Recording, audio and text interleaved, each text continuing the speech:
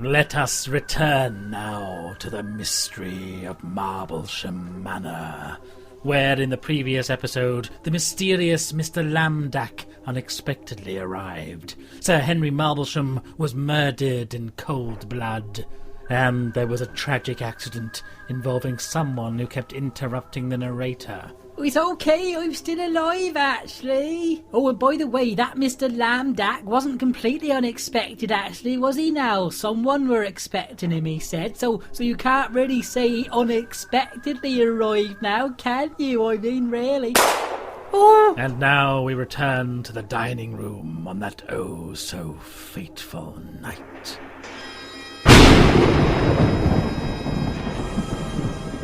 My lady, if I might interrupt, it appears your son, Sir Henry, has been murdered. Murdered? My God! No, God tends to use lightning, my lady, not a Webley self-extracting service revolver. What? Which, judging by the sound of the shot and the shape of the bullet wound, is exactly what was used. But I'm just a mere butler. Take no notice of me. How do you know so much about guns, Chives? It is my job to know a great many things, Mr. Lamdack. For example, I see by your left sock that you have recently returned from Papua New Guinea. I have never been to Papua New Guinea. Interesting. Your sock has. Oh, do shut up, Chives, there's a good fellow, and go and call the police. Yes, my lady. Now, I suggest that until the police arrive, nobody leaves this room, and nobody touches anything. The police! The police! The police! Oh, good grief. It might be an idea to use the telephone, Chives. Good idea, my lady. I have a feeling this is going to be a very long night. And a long night it would certainly be, longer than any of them could possibly imagine, for some of them would never see the morning. Lucky them, if you ask me. They won't have to watch breakfast television. Anyway, after what seemed like an eternity, or a second viewing of The Irishman, the police finally arrived.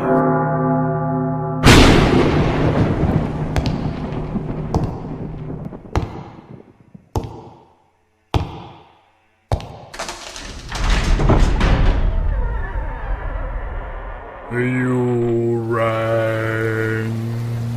Yes, good evening. I'm Inspector Creep from the yard. I believe you rang. I rang. Yes, you must be Chives, the butler. This is Constable Cramp. He's with me. Don't mind him. We'll make our way straight to the dining room if you don't mind, Mr. Chives. This way, Cramp. I rang. I don't know where that damn fool butler's got to. You'd better announce me, Cramp. Announce you, sir? Yes, Cramp. We're in Toffland now. Can't just go barging into rooms. Now get on with it. Oh, yes, sir. Right, sir. Right. This is an announcement, this is. Him that be with me now is well, sort of, here now he is, sort of thing. Yes, thank you, Cramp. Remind me to severely hurt you with an aubergine later, would you? Oh, yes, sir, right, sir. Cretin. Good evening, ladies and gentlemen. I am Inspector Rudderless Creep from Scotland Yard. Apologies for the delay in getting here, but this is whatever time period this is, and you do live in the middle of bleeding nowhere, if you'll pardon my trigonometry. Now, I must ask you all not to touch a thing, nor to move a muscle, whilst I and my constable here examine the scene of the crime. Cramp!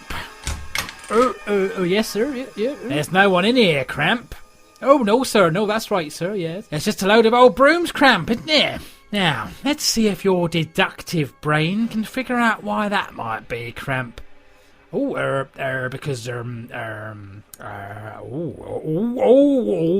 Because it's a broom cupboard, sir. Because it's a broom cupboard, Cramp.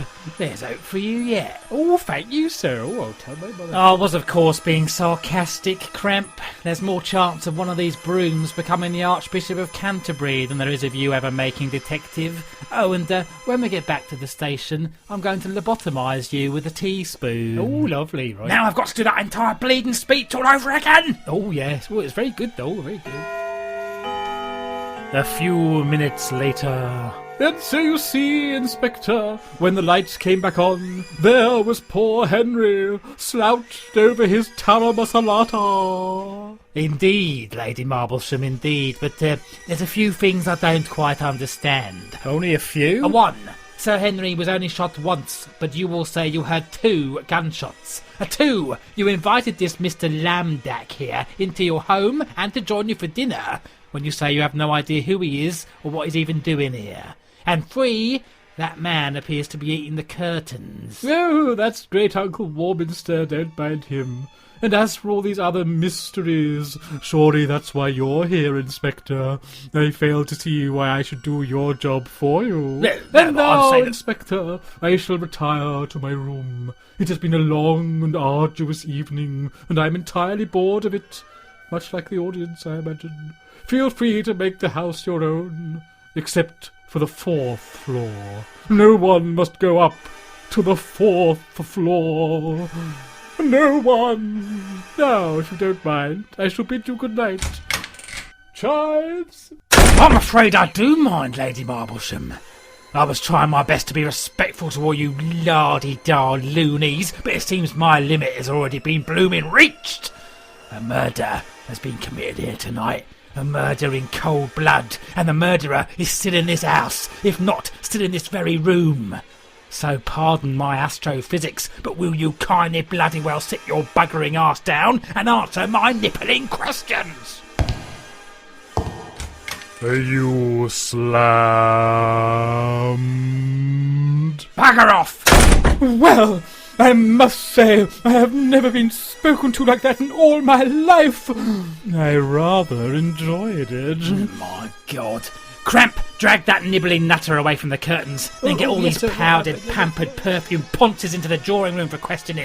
Then tell the staff to assemble in the kitchen. Then ring for the coroner. Oh, yes, sir. Then get me a cup of tea. Oh, right, yes, sir. Oh, and Cramp. Oh, yes, sir. We're going to need ballistics on this. Get me ballistics. Oh, yes, sir. Right, tea and ballistics, right. Now, Lady Marblesham, we're going to have a nice little chat. Meanwhile, downstairs in the kitchen. So if you could all just wait here, then the inspector will be along to question you shortly. I dare say he will, but will he be having to prepare an entire household's breakfast while simultaneously knitting 17 new duvets and hoovering the front driveway before first light? You can bet my well-buttered trumpets he won't. I'm sorry, Constable, but I've got enough to deal with without having to cater for the cream of Scotland Yard. Murder or no murder, questions won't boil no pancakes. Oh, right. Well, I'm sure he won't be long now, hopefully. Is everyone here? All except Mavis, but she's never on time. I'm not one to gossip, Constable, as anyone here will tell you. But everyone knows she's up to no good every other Tuesday within an hour in the month and there's a shortage of hand-crocheted doilies. Cramp, where's my cocking cup of tea? Right. This is all the staff, is it? I won't keep you long.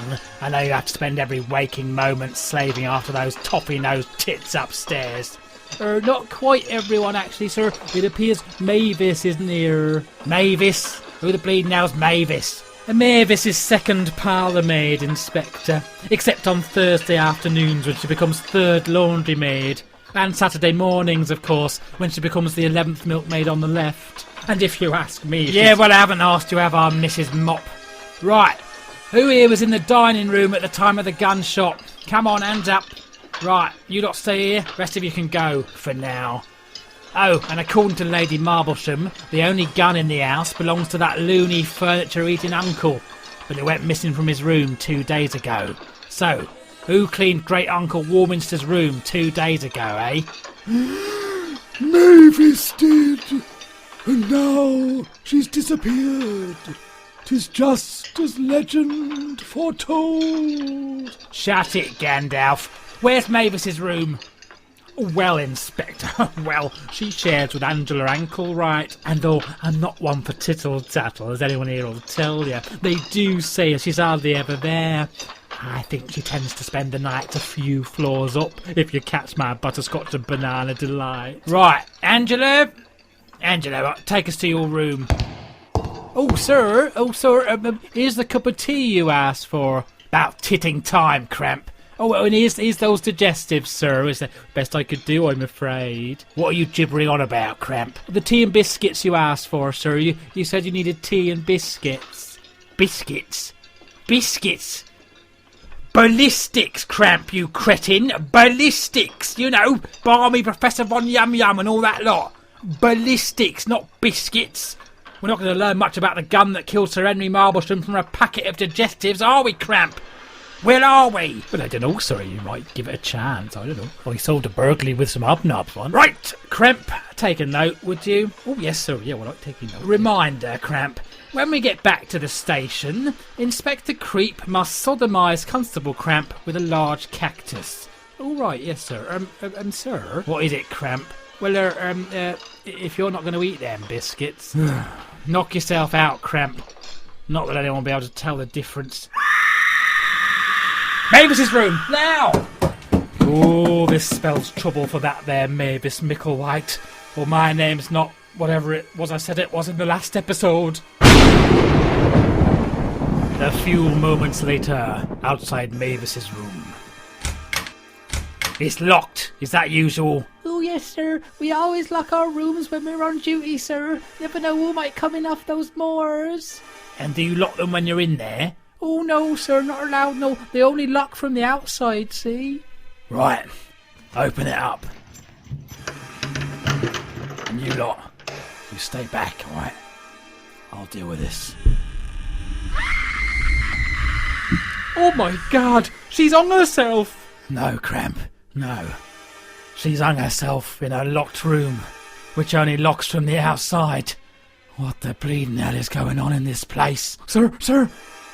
Someone's coming! Alright, everyone get behind me. Get behind me.